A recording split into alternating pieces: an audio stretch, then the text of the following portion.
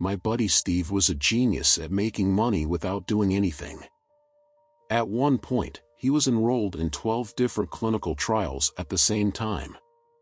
Some of these were for drugs that would have had bad interactions, but it didn't matter to Steve, because he never actually took the drugs. He did it like they do in the movies and just slipped them under his tongue and then spat them into his hand when the doc was turned away. Other trials were for new therapeutic approaches and things like that, but those were no problem for Steve either. At most, he had to lie, literally and metaphorically, on somebody's couch for an hour each week, then collect his check on the way out. But eventually, they caught on, and Steve was put on some kind of list. There was a nationwide ban on Steve so that he couldn't participate in any more trials sponsored by universities or private drug companies, which essentially precluded him from that easy money. But Steve found a workaround. Not all experiments are above board and sanctioned by the FDA or whatever.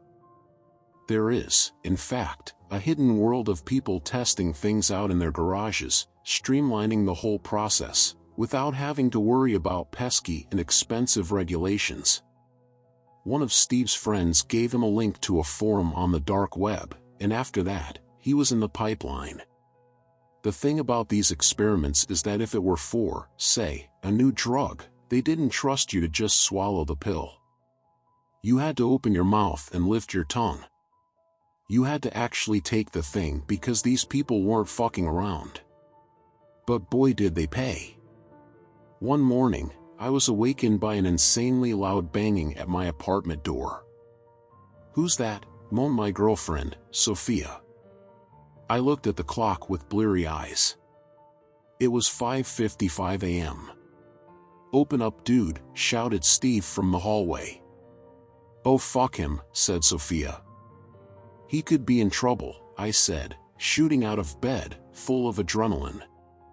I answered the door in my boxers, and there was Steve, bouncing up and down, his pupils each the size of the full moon.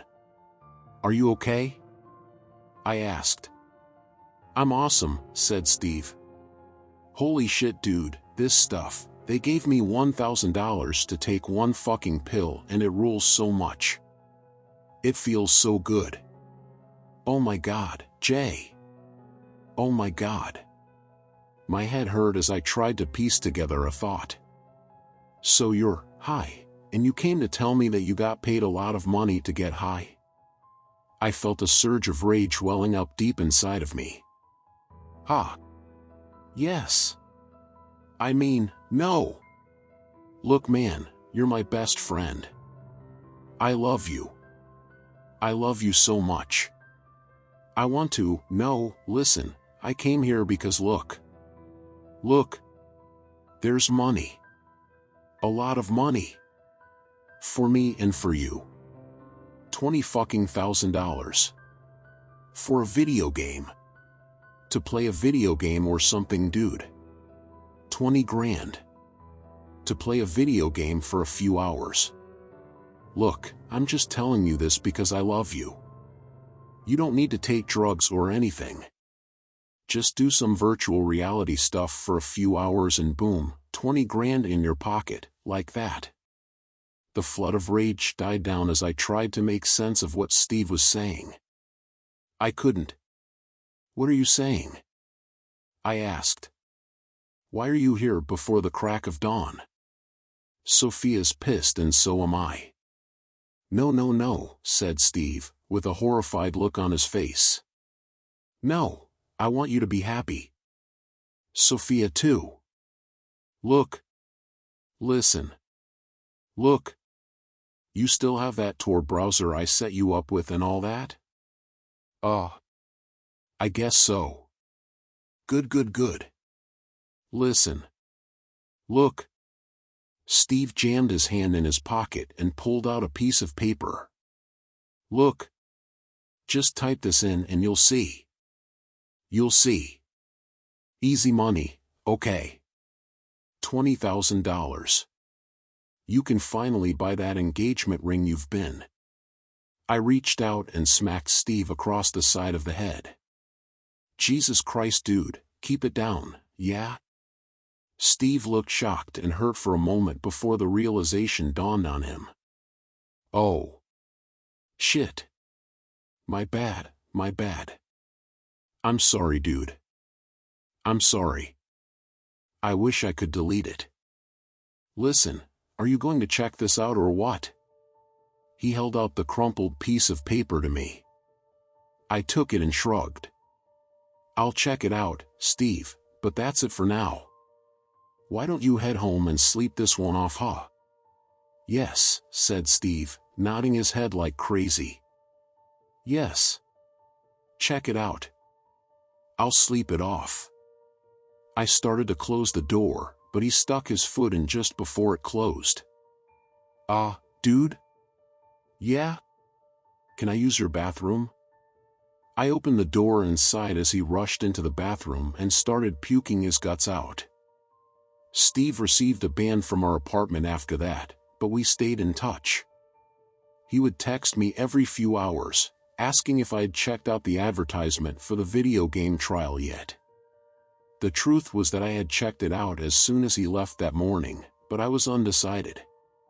On the one hand, the $20,000 sure was intriguing.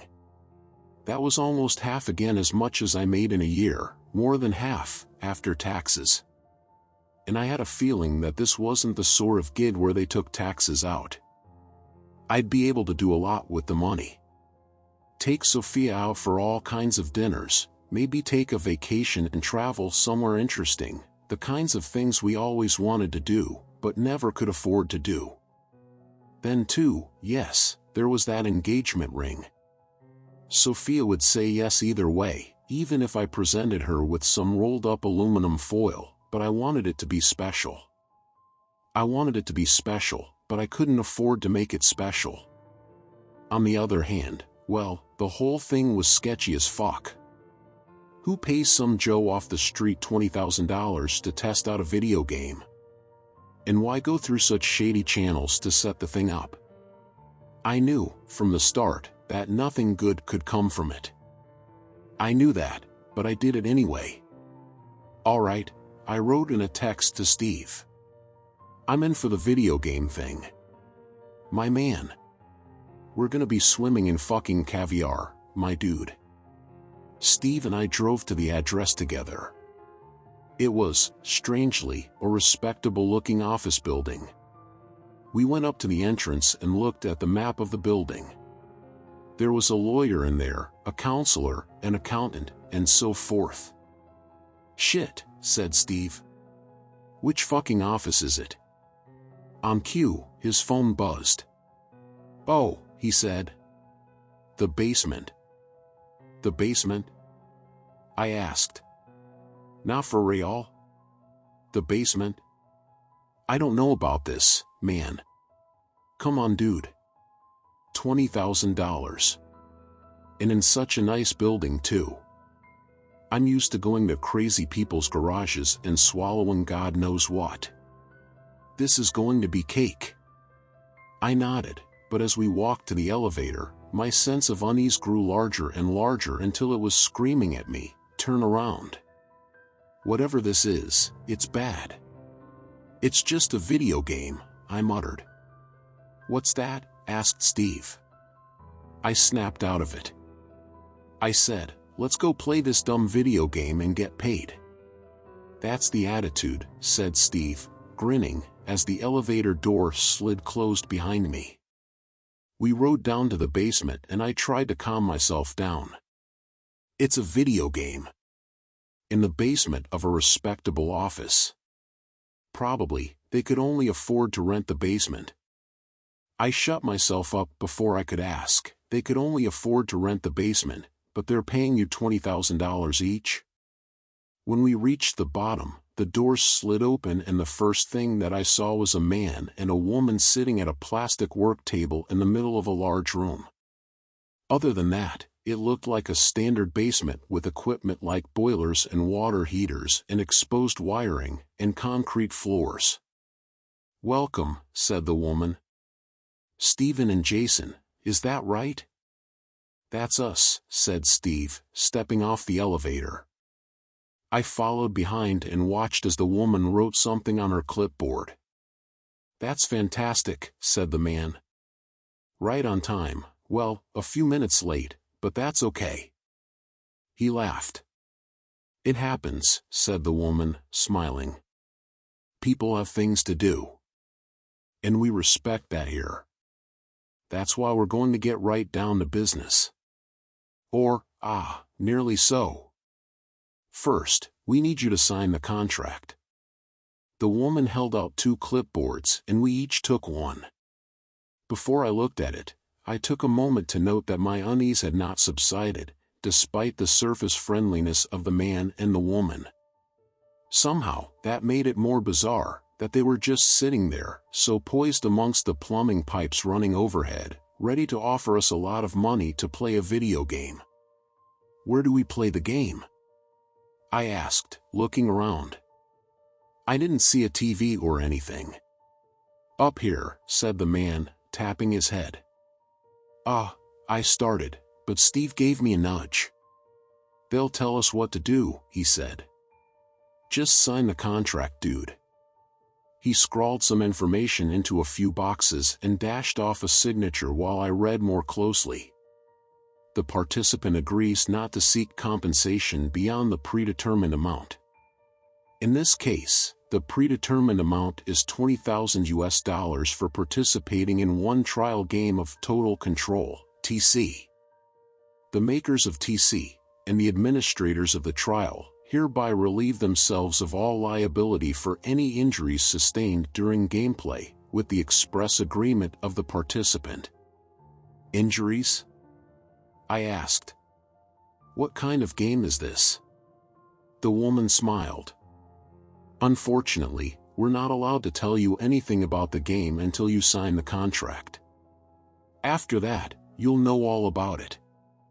If the participant is unable to collect the predetermined amount at the end of the game, the makers of TC will transfer the funds to a person of the participant's choosing.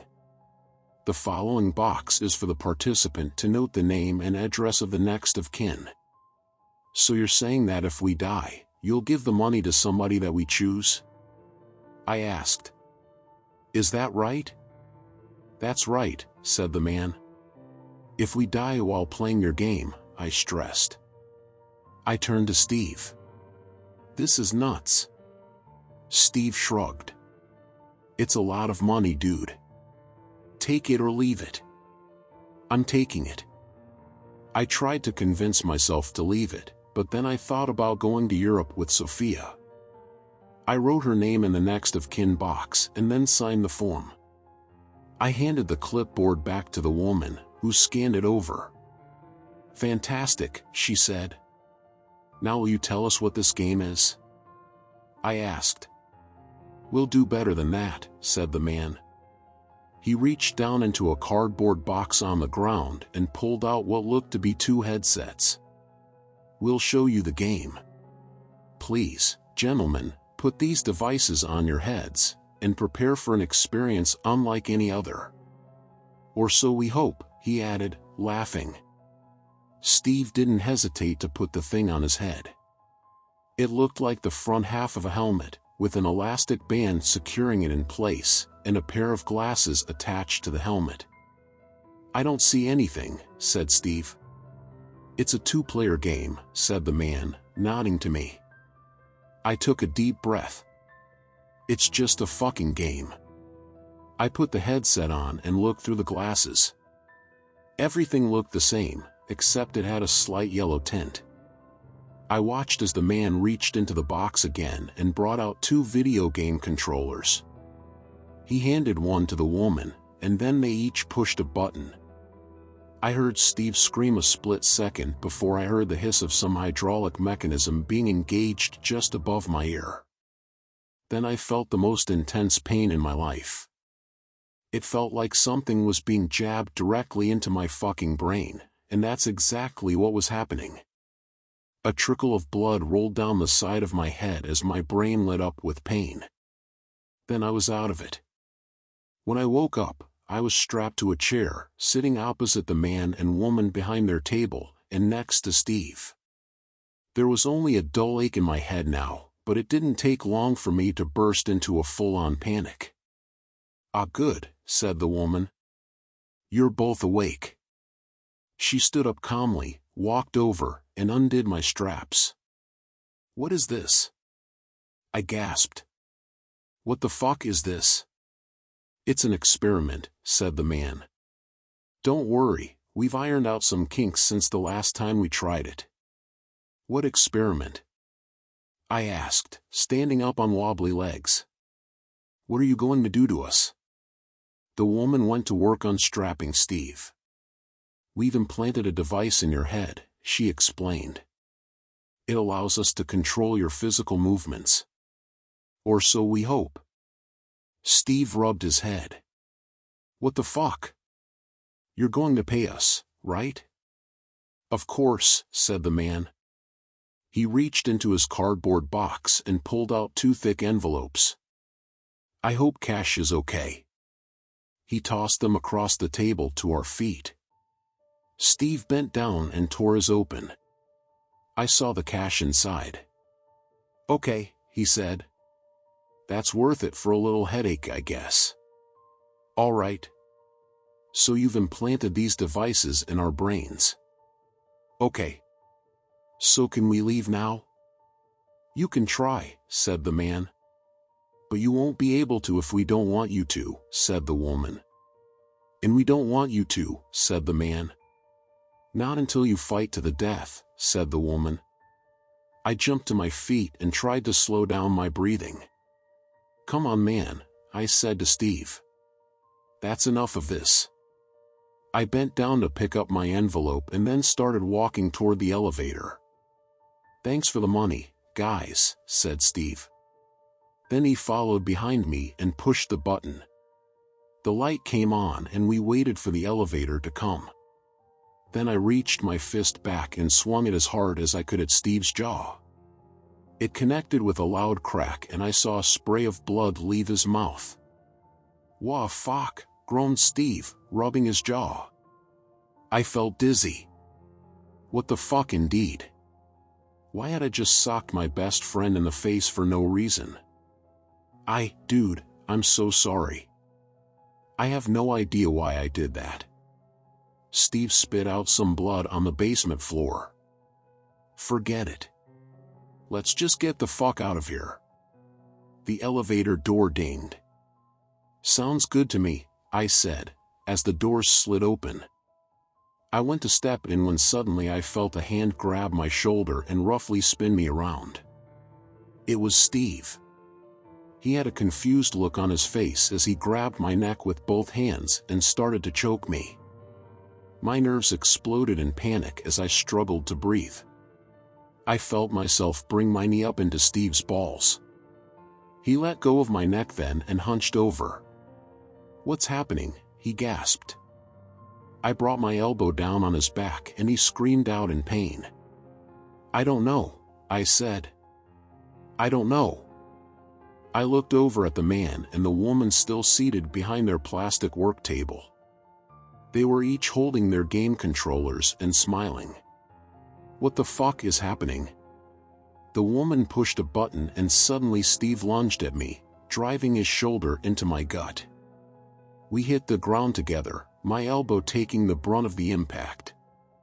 "I'm so sorry," cried Steve. "I can't stop it." I reached up and grabbed Steve's face in my hand.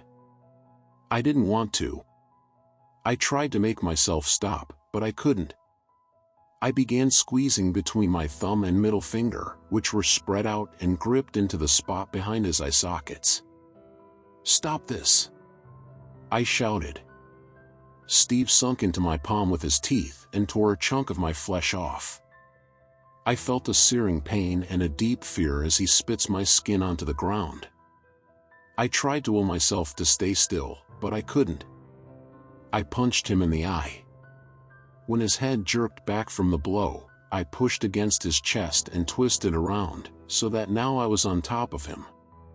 I took a clump of his hair in my hand and began smashing his head against the concrete floor, again and again, and again. I was crying. I was begging myself to stop. I was begging the man and the woman to stop whatever they were doing.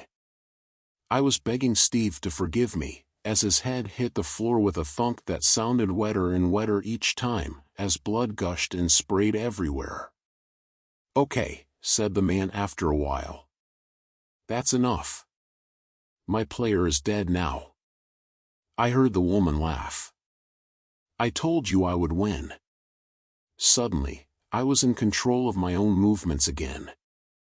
I set Steve's head gently on the ground and knelt next to him, sobbing. "What have I done?" I wailed. "What did you make me do?" Now," said the man, standing up. "It's not all bad news." He walked over and picked up the envelope of cash that Steve had dropped. "He did name you as his next of kin. So you've just made $40,000. I looked up at him with blurry eyes. "You fucking monsters," I said, standing up. "I'll fucking kill you." I ran at him full of rage, with my arms outstretched. But when I got to him, I slowed down, spread my arms wider, and embraced him in a friendly hug. My mind screamed in terror and rage, but my body wouldn't respond. "We control you now," said the woman. "We're happy to let it go at this. You've served our purpose, as a beta tester. We'll let you get in that elevator, with your money, and you'll never hear from us again. If you honor your contract." Do you remember your contract? There's a copy of it in your back pocket. There's one bit that you should pay careful attention to. The bit about how you are never to tell anyone anything close to what happened here. Don't worry about coming up with an explanation for your friend. We'll take care of that. All that you have to do about this is, literally nothing. Don't say a word. You're probably best forgetting it ever happened. There's a hose in the corner, said the man. Clean yourself up, take your money, and leave. I did that. I just wasn't sure if I was the one doing it. After I killed Steve, my life fell apart. Of course, it did. I knew that I wasn't in control of my actions at the time, but that didn't help at all. I'd watched the life leave his eyes and I'd gone on smashing his head against the concrete again and again, well after he was dead. I had nightmares about it every night. And the worst part was that I couldn't tell anybody about it. What was I supposed to do? Turn myself into the police? For murdering my best friend literally against my will? How would that help anything? I wanted to tell Sophia. I wanted to tell her so badly, but I couldn't. Those people had put the fear in me. We started doing fancy things together with the money, like going out to eat, but it was no good. It was like a part of me had died when Steve had died. When I had bashed the life out of him. Sophia didn't want fancy dinners and all of the things that money can buy. She wanted me. But I wasn't there anymore. I started drinking more and more. I considered suicide. Not seriously at first, but as time went by, it seemed more and more like a viable option. Anything to stop the never-ending guilt and grief. For her part, Sophia stuck with me for longer than could have been hoped for. But finally, it got to be too much. It was clear enough that things were over well before the night we lay in bed together after yet another failed attempt at making love. I can't do this anymore, Jay, she said. I love you, but something changed after Steve's accident. I know that he was your best friend and it tore your heart out, but what about life? What about me? You didn't die. I didn't die. We're still here. Anne, I can't do it anymore. It's been 3 months and I don't think I've heard you laugh once. I'm not blaming you. And I can't tell you how much I wanted to be able to do this. It's my failure. But like I said, we're still alive and I want to live while I can. And I want you to live too. I clenched my jaw, trying to fight back the tears. I tried to think rationally. If you really love her, you'll tell her to fuck off. But I didn't. I have to tell you something, I said. Then, as my soul screamed in horror, I smothered her with a pillow.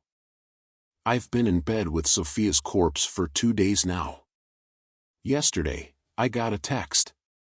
We have gathered all the data we need.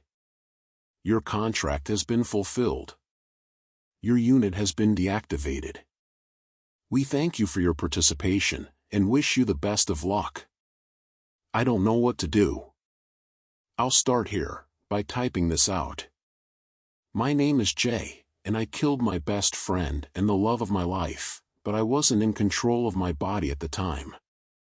Where do I go from here?